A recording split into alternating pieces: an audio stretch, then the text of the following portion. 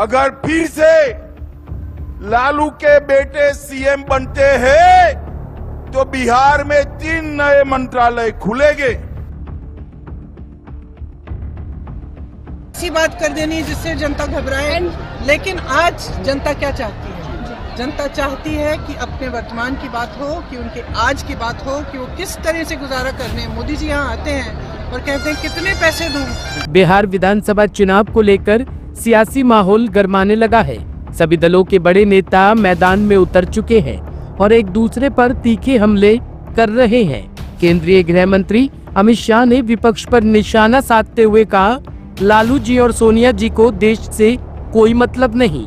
लालू जी अपने बेटे को मुख्यमंत्री बनाना चाहते हैं और सोनिया जी अपने बेटे को प्रधानमंत्री, लेकिन उनकी ये इच्छा कभी पूरी नहीं होगी, क्योंकि बिहार में नीतीश कुमार मुख्यमंत्री है और देश में नरेंद्र मोदी प्रधानमंत्री है। और भाइयों बहनों, लालू राबड़ी के शासन में यहाँ पर गोपालगंज के डीएम कृष्णैया की पीट पीट कर हत्या की गई। अगर फिर से लालू के बेटे सीएम बनते हैं तो बिहार में 3 नए मंत्रालय खुलेंगे। एक मंत्री बनेगा अपहरण का इंडस्ट्री चलाने वाला मंत्री, दूसरा बनेगा रंगदारी चलाने वाला मंत्री और तीसरा बनेगा अपहरण और खून को बढ़ावा देने वाला मंत्री। और अगर आपने नीतीश जी और मोदी जी के नेतृत्व में सरकार बनाई तो बाढ़ मुक्त बिहार के लिए मंत्रालय बनाया जाएगा। बाढ़ मुक्त बिहार के लिए। भाइयों बहनों, लालू जी और सोनिया जी दोनों को देश की चिंता नहीं है।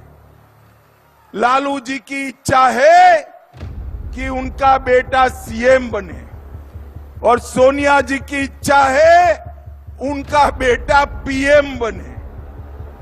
मगर मैं मुजफ्फरपुर वालों दोनों को बताने आया हूं, ना तेजस्वी सीएम बन सकते हैं, ना राहुल पीएम बन सकते हैं, क्योंकि जगह ही खाली नहीं है। यहां नीतीश बाबू सीएम है और दिल्ली में नरेंद्र मोदी पीएम है। आपकी इच्छा पूरी होने वाली नहीं है। हमारे 2 नेताओं ने, नरेंद्र मोदी जी ने गरीब महिलाओं को धुएं वाले चूल्हे से मुक्ति दिलाई और नीतीश जी ने बिहार की गरीब महिलाओं को जंगल राज से आजादी दिलाई है। वहीं समाजवादी पार्टी प्रमुख अखिलेश यादव ने एक बड़ा बयान देते हुए कहा कि अगर बिहार में भाजपा हारी तो केंद्र सरकार तुरंत गिर जाएगी। बिहार के पास अब मौका है कि एक ऐतिहासिक वोट से दिल्ली को हिला दे, क्योंकि बिहार का परिणाम ही दिल्ली की सरकार को हिला देगा। सरकार नहीं चलने वाली। बताओ, बिहार से हारने के बाद दिल्ली की सरकार कैसे चलेगी? बताओ। इसलिए बिहार के लोग न केवल यूपी का भविष्य बनाएंगे, बिहार का भविष्य बनाएंगे। कांग्रेस नेता प्रियंका गांधी वाड्रा ने भी बिहार की जनता के मुद्दों को उठाते हुए कहा कि आज जनता चाहती है कि वर्तमान की बात हो। यहाँ लोगों का गुजारा मुश्किल हो गया है, महिलाएं सुरक्षित नहीं है, अपराध लगातार बढ़ रहे हैं। मोकामा की हालिया घटना इसका उदाहरण है, जहां एक नेता और कई व्यापारियों की हत्या हो चुकी है। ऐसी बात कर देनी है जिससे जनता घबराए, लेकिन आज जनता क्या चाहती है? जनता चाहती है कि अपने वर्तमान की बात हो, कि उनके आज की बात हो, कि वो किस तरह से गुजारा करने। मोदी जी यहाँ आते हैं और कहते हैं कितने पैसे दूं, 50 करोड़ दूं, 75 करोड़ दूं। क्या मतलब है इसका? यहाँ गुजारा नहीं हो रहा है जनता का। और मोकामा की घटना भी हो रही है। क्यों नहीं? 20 साल से इनकी सरकार है ना, तो दी क्यों नहीं? आज क्यों दे रहे हैं? पहले नहीं कह रही मोकामा में घटना जो हुई है, जहाँ पे चप्पे चप्पे पे पुलिस है, लॉ एंड ऑर्डर पे बड़ा सवाल उठता है। ये किस चीज का प्रदर्शन है जो बिहार की जनता रोज रोज सह रही है? ये हाँ, तो मैं कह रही हूँ बिहार की जनता जो है रोज ये सह रही है। किसी भी महिला से पूछ लो कि तुम सुरक्षित हो, घबराती है, शाम को कहीं निकलना है, कहीं जा नहीं जाती, घर पे रहती है क्योंकि असुरक्षित महसूस होती है, क्योंकि अपराध इतना हो रहा है महिलाओं के खिलाफ, बच्चों के खिलाफ, दलितों के खिलाफ, पिछड़ी जातियों के खिलाफ इतना अपराध हो रहा है बेलगाम। तो ये तो एक उसका एक आप तो एक सिम्टम देख रहे हैं, उसका एक लक्षण देख रहे हैं कि 2 दिन पहले किसी नेता की भी हत्या हो गई, उससे पहले कुछ व्यापारियों की भी हत्या हुई।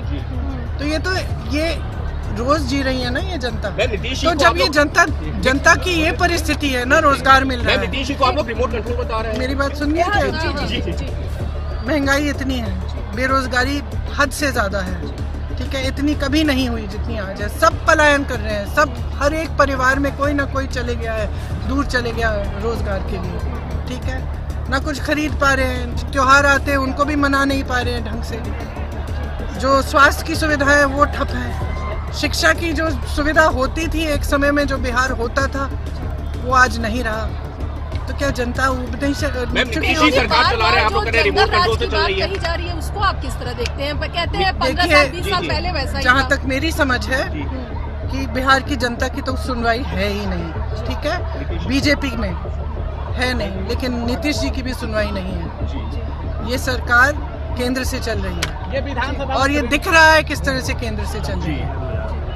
तो ये जो डबल इंजन है एक्चुअली सिंगल इंजन है, कोई डबल इंजन नहीं है। आपने और प्रदेशों में भी देखा है, अचानक कोई ऐसा मुख्यमंत्री आ गया जिसका किसी ने कभी सुना ही नहीं है, कहाँ से आया? अगर डबल इंजन है तो जो प्रदेश की जनता है पहले तो उसकी सुनो, उसको अधिकार दो, वो चुनेगी। आप तो कह भी नहीं पा रहे हैं कि कौन सीएम बनेगा। बिहार की राजनीति अब पूरी तरह गर्म हो चुकी है। एक तरफ केंद्र सरकार की नीतियों पर विपक्ष हमलावर है, तो दूसरी ओर भाजपा अपने विकास कार्यों और स्थिर नेतृत्व की बात कर रही है। आने वाले दिनों में ये चुनावी जंग और भी दिलचस्प होने वाली है। Bureau report, team Navkranti media. अगर आपको हमारी वीडियोस अच्छी लगी तो हमारे चैनल को सब्सक्राइब करें, बेल आइकन दबा के सबसे पहले हमारी वीडियो पाएं। वीडियो को लाइक करें, शेयर करें और कमेंट में हमें अपनी राय बताएं।